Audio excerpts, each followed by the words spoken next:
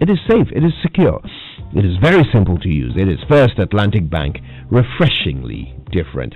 Now, a little while ago, we could all enjoy warm hugs from family and friends. We could attend parties and hang out with everybody we loved at our favorite pub, and even watch a game of football live at the stadium. But now we're in the new normal. We wear face masks, we use sanitizers, and we keep our distance even in trotros. No matter the season, you can be sure that Enterprise Life is here for you. They give you solutions that guarantee you the best advantage in life. So go on, live life.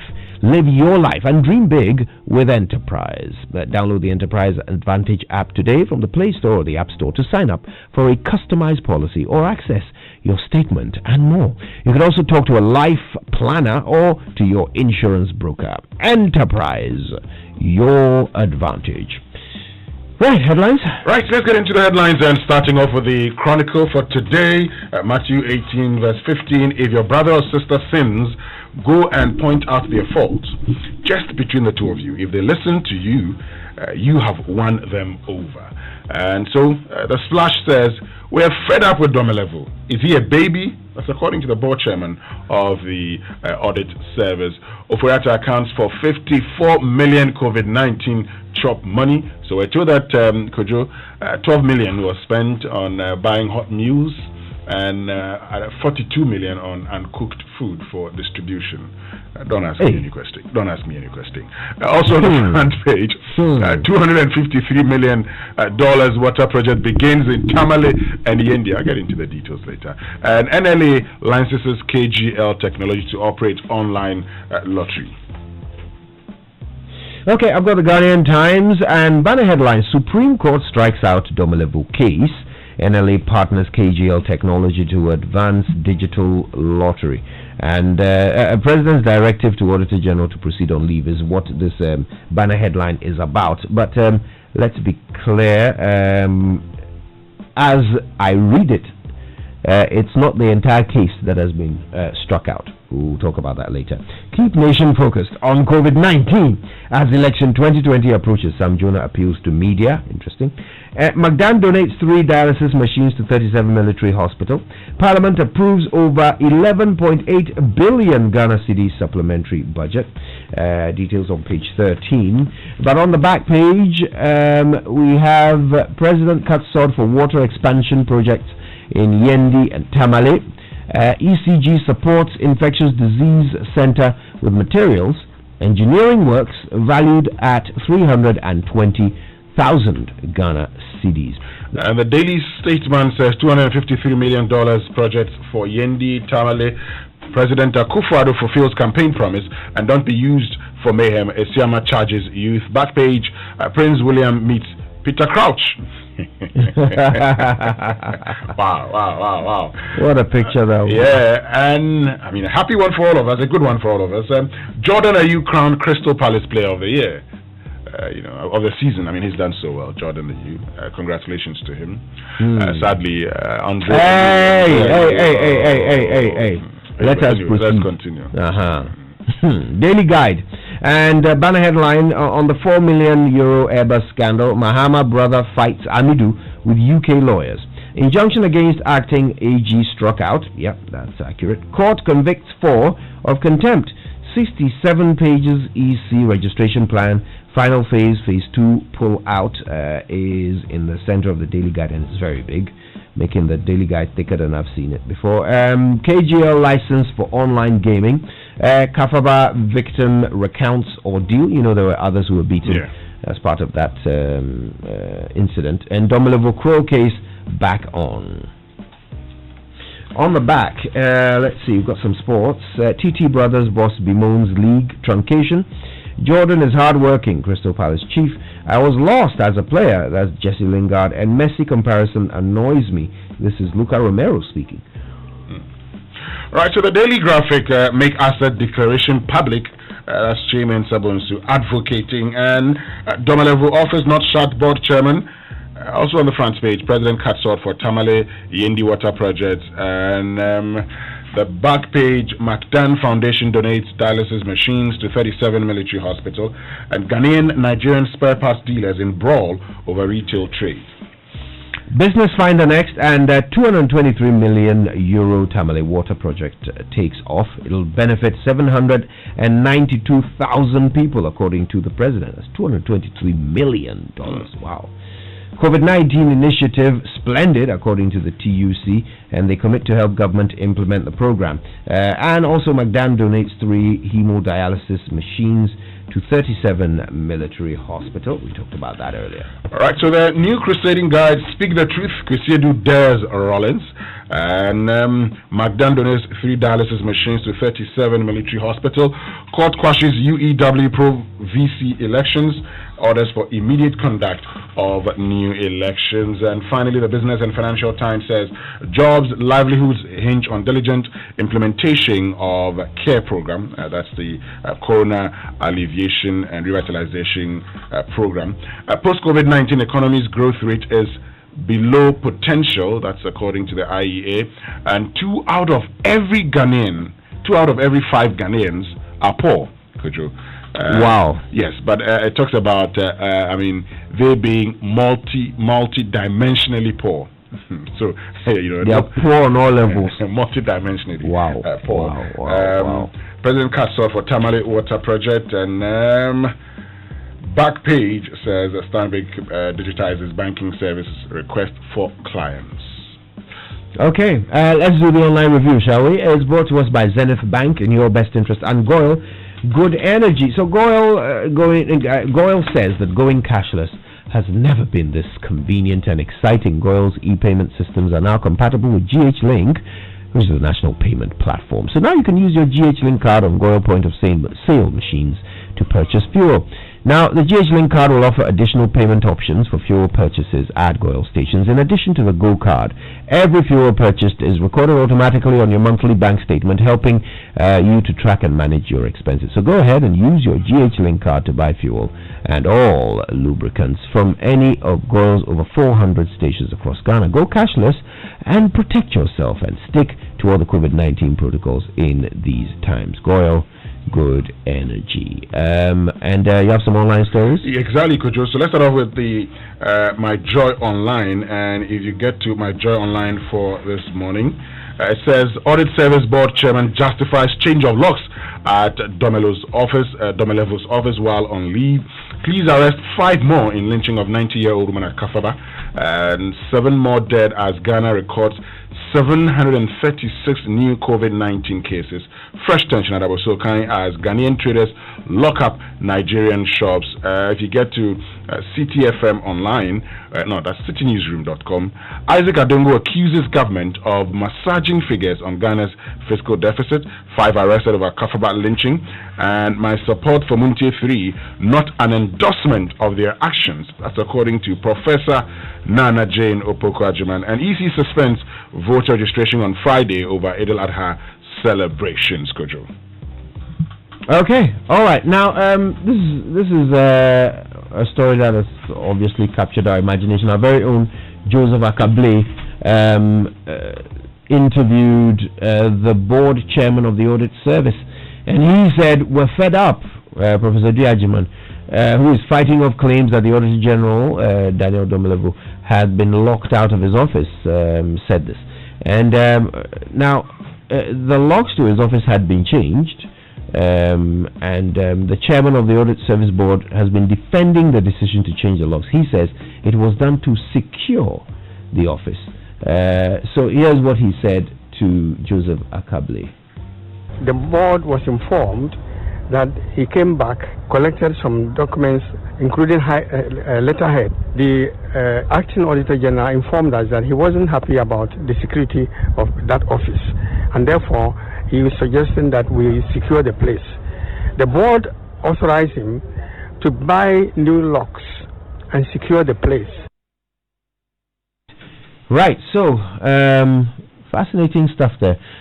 He asked whether the Auditor General is a baby. Yeah, it's a baby. That he runs to the media all the time. But, he actually talks about one thing. He says that the acting Auditor General actually requested, and I'm reading it verbatim from the Daily Graphic that says, the acting Auditor General asked that the office locks be changed to secure the office.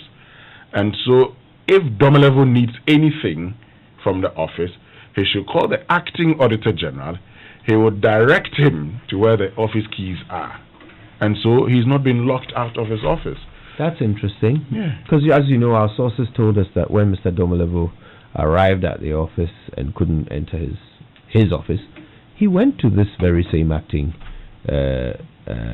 deputy Auditor General, who only said that the place has been locked to secure it. Yeah. So I don't know. I wonder whether there was some difficulty in the communication between the two of them when they were standing in front of each other in the office. Why did that communication not result in Mr. Domelevo being given the keys to go into his office? Why was that not the outcome? Sure. Could you? Well, we'll come back to this issue, but let's get into other stories and make asset declaration public. So the majority leader in Parliament, that's Osei Mensah-Bonsu, is advocating that asset declaration be made public. He says, well, the current practice of having government appointees just picking up forms and declaring their assets and they're kept to the Auditor General is not the way to go. He says, when they are made public, it would boost the fight against corruption. And he made these comments, during the consideration of the Public Code of Conduct, bill. That's a Conduct on Public Officers Bill, 2018 in Parliament. But could you know the interesting thing? So, in the 2016 manifesto of the NPP, apart from the fact that the president says the NPP promised that within 14 days of appointing persons, they'll make the list available to the Auditor General to ensure that they, actually declare their assets. The party also promised to actually amend the laws to make it public, as in a disclosure public. It just doesn't have to be the Auditor General, and that's the end of it. And went ahead to also say that having made it public, any appointee who refuses to declare his or her assets would face sanctions, including, termination of appointment. So it's interesting that the majority leader, would be advocating this when it's actually a campaign promise. It should be in it. It should just be in it. You bring it because, you had promised all of us that you were going to do this as part of, if you go to the NPP's Public Accountability and Governance section of the 2016 manifesto. So the majority leader is saying they will not fulfill that campaign promise. No, he's saying he's advocating its fulfillment. And I am saying it doesn't have to take the majority leader to advocate. It should actually be in the law straight away when you're bringing from the beginning. I get it. Okay, yes. And I completely agree. Also, the other thing that I'm hoping will be certainly clarified is that when you make your assets, when you declare your assets, members of the public ought to be able to go and check the details of what you've said. If they have information that contradicts what you have declared, for example, you own fewer houses than you said you do, and you are sort of padding the figures so that you can come and own some more. Members of the public ought to have a process through which they can bring such information to the attention of authorities. I hope that is provided for in the bill as well. Anyway, well, it's still being considered, so we'll be following up on the bill, Kujo. All right. Now, this is a story that caught my attention. It's on page 12 of the Ghanaian Times. Ghanaian Times has a massive supplement in the center of it today. This is all about the EC's Phase 2. But page 12 has this story. Keep nation focused on COVID-19 as election 2020 approaches. Sam Jonah appeals to media. Now, Sam Jonah, of course, Sir Sam Jonah, is saying that we cannot completely rule out the possibility that in the heat of the election campaign, many safety protocols could be ignored or set aside, and in our frenzy, we could lose our sense of restraint, judgment, and safety, all in the name of electioneering campaign. He goes on, he says the battle against COVID-19 is far more important than elections, and the media has a unique responsibility to keep all of us focused on this fight and ensure that citizens do not drop our guards against this pandemic. So the statement he made that is of interest to me is the battle against COVID-19 is far more important than elections. Yeah. I mean, I agree. But does everybody agree? Do you think the whole nation agrees? Well, certainly the whole nation, I mean, may not come to that agreement. The whole nation may not come to that agreement. There's some persons who would, probably disagree. But if you had to ask me, I'll tell you simply, our health is very important. Yeah. Ensuring that we have a healthy population is very important. Of course, we certainly must have elections because there are no provisions in our constitution to postpone it, so far as I am aware. The president has also talked about one thing, which I totally agree with him. He says they know how to bring the economy back, but do not know how to bring back lives. Of course, you can't bring back life once the person dies. So what that tells you is that the health of the population is the most important thing in all of this. Right. But I wonder whether everybody agrees. I mean, you think it's more important to fight COVID-19. Yeah. It's more important than the elections. But listen, why don't we check what Twitter has to say about this? So please, if you're listening, tweet at us, okay? Use the hashtag JoySMS and tell us, do you agree with Sir Sam Jonah? Do you agree that the battle against COVID-19 is far more important than elections? Or do you think elections are more important than the battle against COVID-19? I just want to know what views and opinions are out there. So please, share them, okay? This is your platform.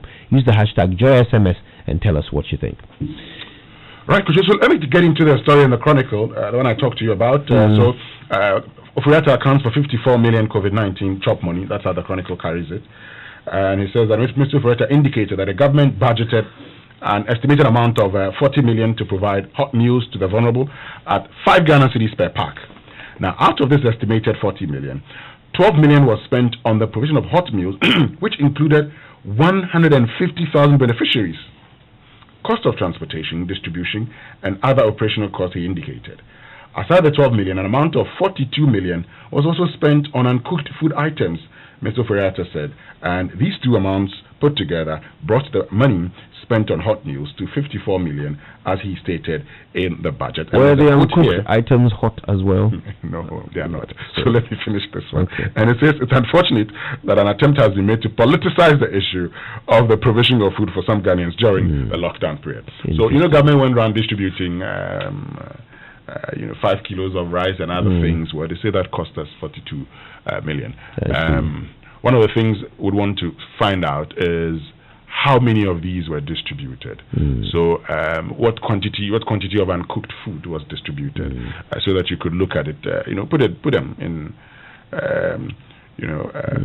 a table form, so we can all look at it and say this is how much we spent. So was it these the people who are bent on, I don't know, sabotaging government? Are they the ones who called it hot meals, or was it the government themselves? Well, the government called it hot meals. So who's sabotaging them? I don't know. Okay. All right. Now, McDan has donated 3 dialysis machines to the 37 military hospital. Again, this is a story that interests me because of what Dr. Daniel Macaulay said when he gave this donation, and I thought that it really resonated, and I thought it's something that we all need to think about. He said, where is it? Okay, making the presentation, Dr. Macaulay underscored the need for Ghanaians to complement government's efforts, particularly in the health sector, to facilitate quality access to health care. That I thought was important. Let's all start thinking that way, that it's necessary for us to augment what government does. All right, BBC up now.